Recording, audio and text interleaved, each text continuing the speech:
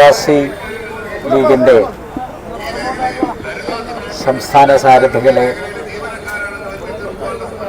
പ്രവാസി ലീഗിൻ്റെ തിരഞ്ഞെടുത്ത പ്രതിനിധികളെ, പ്രിയപ്പെട്ട ഹമീദ് വാസ് MLA, പ്രിയപ്പെട്ട റഹ്മത്തുള്ള STO സംസ്ഥാന പ്രസിഡന്റ്,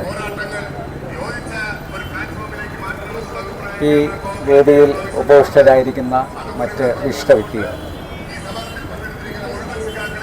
പ്രവാസി ലീഗ് സംഘടിപ്പിച്ചിട്ടുള്ള ഈ സെക്രട്ടേറിയറ്റ് ധർണ ആദ്യമായി നിങ്ങളെല്ലാം സാക്ഷി നിർത്തി ഉദ്ഘാടനം ചെയ്തതായി പ്രഖ്യാപിക്കുകയാണ്. പ്രവാസികൾ കഴിഞ്ഞ കുറേ നാളുകളായി, കഴിഞ്ഞ കുറേ പതിറ്റാണ്ടുകളായി കേരളത്തിൻ്റെ സമ്പദ്ഘടനയെ ശക്തമായി പിടിച്ചു നിർത്തി ഉയർത്തിയ ഒരു വിഭാഗമാണ് പ്രവാസികൾ.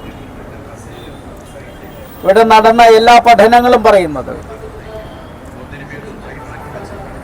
ഇവിടെ നിന്നുള്ള കുടിയേറ്റ സന്ദർഭങ്ങളിൽ, പ്രത്യേകിച്ച് ഗൾഫ് മേഖലയിലേക്കുള്ള കുടിയേറ്റ സന്ദർഭങ്ങളിൽ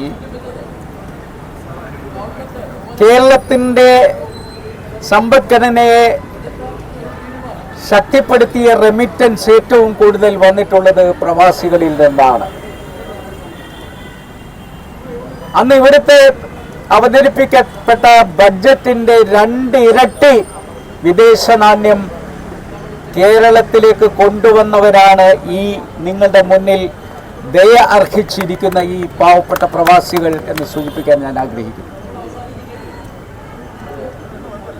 ആ സന്ദർഭത്തിലാണ് എല്ലാ എയർവേകളും ലാഭകരമായി നടന്നിട്ടുള്ളത്. പ്രത്യേകിച്ച് നമ്മുടെ കേരളത്തിലെ പ്രവാസികൾ യാത്ര ചെയ്തിരുന്ന വിമാനത്താവളങ്ങൾ ലാഭകരമായി നടന്നിരുന്ന കാലഘട്ടവും ഈ പ്രവാസികൾ ശക്തമായി വിദേശ രാജ്യങ്ങളിൽ പണിയെടുത്ത് വിയർപ്പൊഴുക്കി അവർ കൊണ്ടുവന്ന നാണയത്തുട്ടുകളാണ് ഇന്ത്യയെയും നിലനിർത്തിയിട്ടുള്ളത് എന്നുള്ളതാണ് സത്യം.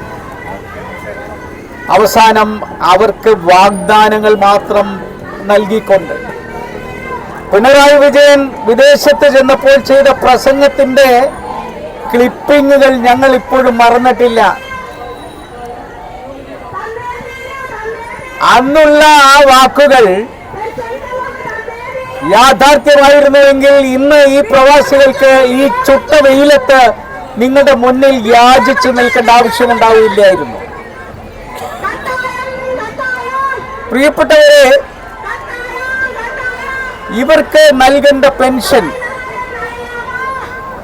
ആ പെൻഷൻ വർദ്ധിപ്പിക്കുമെന്ന് നിങ്ങൾ നൽകിയ വാഗ്ദാനം, 5000 രൂപയാക്കും പെൻഷൻ എന്ന വാഗ്ദാനം എന്തുകൊണ്ടാണ് മുഖ്യമന്ത്രി നിങ്ങൾ പാലിക്കാത്തത്?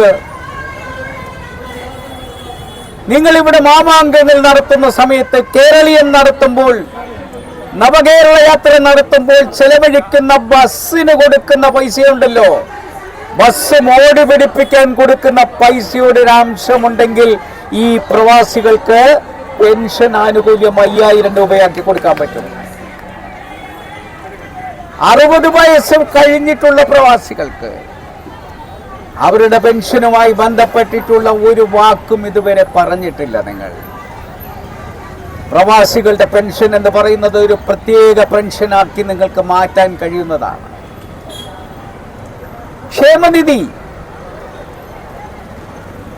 ക്ഷേമനിധിയിൽ അറ്റായാതെ കുടിശ്ശിക,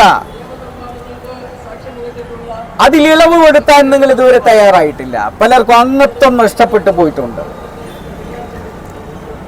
എന്നാൽ 2017-ലും 2018-ലും 2020-ലും ഒക്കെ ഇളവുകൾ നൽകി. രണ്ടാം പിണറായി സർക്കാർ വന്നപ്പോൾ ഇനി പ്രവാസികളെ വേണ്ട, അവർക്ക് വേണ്ടിയിട്ടുള്ള സമ്മേളനങ്ങൾ മതി, അവർക്ക് കൊടുക്കാനുള്ള പ്രസംഗങ്ങൾ മാത്രം മതി, പ്രസംഗത്തിൽ നിൽക്കുന്ന വാഗ്ദാനമാണ് നിങ്ങൾ വാഗ്ദാനമായി കൊടുത്തുകൊണ്ടിരിക്കുന്നത്. അതുകൊണ്ട് ഈ പ്രവാസികളുമായി ബന്ധപ്പെട്ടിട്ടുള്ള വിഷയത്തിൽ പ്രത്യേകമായിട്ടുള്ള ചില കാര്യങ്ങൾ നിർവഹിക്കാനുണ്ട്. ആരോഗ്യ ഇൻഷുറൻസുമായി ബന്ധപ്പെട്ട് ഇവർ പലരും എല്ലാവരും അലോപ്പതിയിൽ പോകുന്നവരുമല്ല. അവർക്ക് ചിലപ്പോൾ ആയുർവേദത്തിൽ പോകേണ്ടി വരും, യുനാനിയിൽ പോകേണ്ടി വരും, ഹോമിയോയിൽ പോകേണ്ടി വരും. അതിനനുസൃതമായ ആരോഗ്യ ഇൻഷുറൻസ് നൽകി അവരുടെ ആരോഗ്യം പരിരക്ഷിക്കണം. ഇവരുടെ ആരോഗ്യം പോയത് എന്ത് കാരണത്താലാണെന്നറിയാലോ?